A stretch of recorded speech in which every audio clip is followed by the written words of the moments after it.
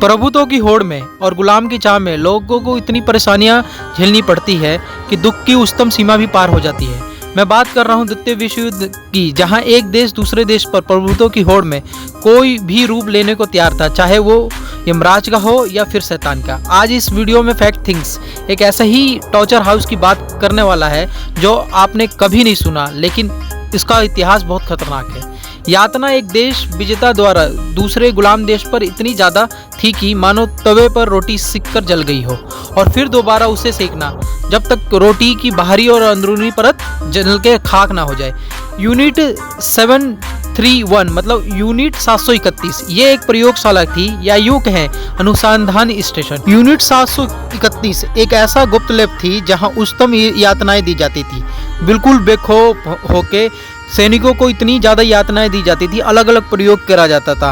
हाँ, आप लोग सोच रहे होंगे कि नाम तो सुना नहीं, लेकिन मैं पूरी जानकारी देता हूँ। यूनिट 731 खौफनाक टॉर्चर हाउस तथा जैविक अनुसंधान स्टेशन था, जहाँ इंसानों पर ऐसे खौफनाक दर्दनाक प्रयोग किए जाते थे कि उन्हें जैविक हथियार के रूप में इंसानों का प्रयोग कर सके। इसका संचालन जापानी सेना द्वारा किया जा रहा था। ये लैब चीन के पिंग फोंग जिले में था।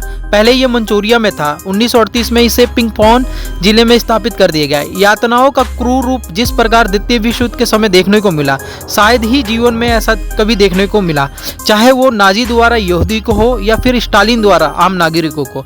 असल में 731 यूनिट जापानी सेना की यूनिट थी। इसका काम जापान में बनने वाले बायोलॉजिकल और केमिकल हथियारों को टेस्ट करना था। इस यूनिट के टेस्ट हमेशा कैदियों पर ही की जाती थी, जो कैदी थे रूस के, अमेरिका के, चीन के। ज़्यादातर कैदियों जिन पे ये प्रयोग किया जाता था वो चीन के अत्यधिक थे। आपको मैं बता दूं ना दोस्तों, ये प्रयोग ऐसा था कि मैं बताता हूँ कितना टॉर्चर दिया जाता था। टेस्ट अलग अलग चीज़ें जानने के लिए किया जाता था। जैसे एक व्यक्ति को ठंड में खड़ा कर दिया कि वो ठंड कितना सह सकता है, ये प्रयोग करा जाता था कैदियों पे, चाहे उसकी मौत हो जाए। उसको रख दिया जाता था कि वो कितना माइनस से माइनस ठंड झेल सके, ये यातना दी जाए। इंसानों के शरीर में खतरनाक वायरस डाल के प्रयोग किया जाता था कि इंसान कब तक उसे झेल सकता है, कब तक बच सकता है। खासतौर तो महिलाओं में कि गर्भपात के समय महिलाओं या गर्भ धारण के समय महिलाएं इसको झेल पाती है कि नहीं।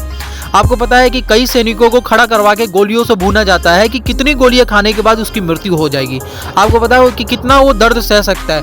कई बार तो इतनी तेज चीखें निकलती थी उन टॉर्चर हाउसों से कि लोग घबरा जाते थे। आपको मैं विश्वास नहीं होगा तो मैं एक सैनिक की फोटो दिखाता हूँ आपको। यह एक सैनिक है जो नाजी है। आपको पता है कि इस सैनिक को बंधक बना के उसी टॉर्चर हाउस में यातनाएं दी गई थी। देखिए, इसके पैर में गोली लगी थी। ये काफ़ी तंदुरुस्त था, लेकिन जब इसको निकाला गया ना तो इसकी स्थिति ये थी। पूरा का पूरा लग रहा है कुपोषण का से। सोच लो कितना टॉर्चर करा होगा, सोच लो क्या होगा। आपको पता है कि द्वितीय विश्व युद्ध के समय सारे के सारे मतलब चीज़ हदें पार हो गई थी। एक तो लोगों की मौत इतनी हुई थी कि एक प्रकार से देश की अर्थव्यवस्था या पूरी दुनिया की अर्थव्यवस्था डगडमा गई थी, और ये युद्ध में सब लोग डरे पड़े थे। कम से कम 10 करोड़ से ज़्यादा जान गई थी दोस्तों। तो सोच लीजिए कैसा हुआ होगा उस समय हाल। आपको पता है, मैं निष्कर्ष में यही कहूँगा कि क्या रूप है इंसानों का कि वो किसी भी तकलीफ को अपने हित और लालसा के लिए नहीं समझते, और वो कुछ भी करने को तैयार होते हैं अपने हित के लिए, चाहे उनका व्यवहार किसी के प्रति सकारात्मक हो चाहे नकारात्मक। दिन प्रतिदिन मानव जैसा अपना रूप बदलता है ना, उतना जानवर भी नहीं बदलते, ना कोई छलावा ना कोई। मानव जितना खतरनाक है ना, तो दोस्तों सोच लो क्या से क्या हो रहा है। तो दोस्तों मेरे चैनल को बढ़ाइए, अच्छा लगे तो सब्सक्राइब भी कीजिए और फॉलो भी कीजिए। दोस्तों फैक्ट थिंग्स आपको ऐसी जानकारी देता रहेगा जिसके बारे में आपको पता नहीं है, तो मेरे चैनल को बढ़ाइए दोस्तों।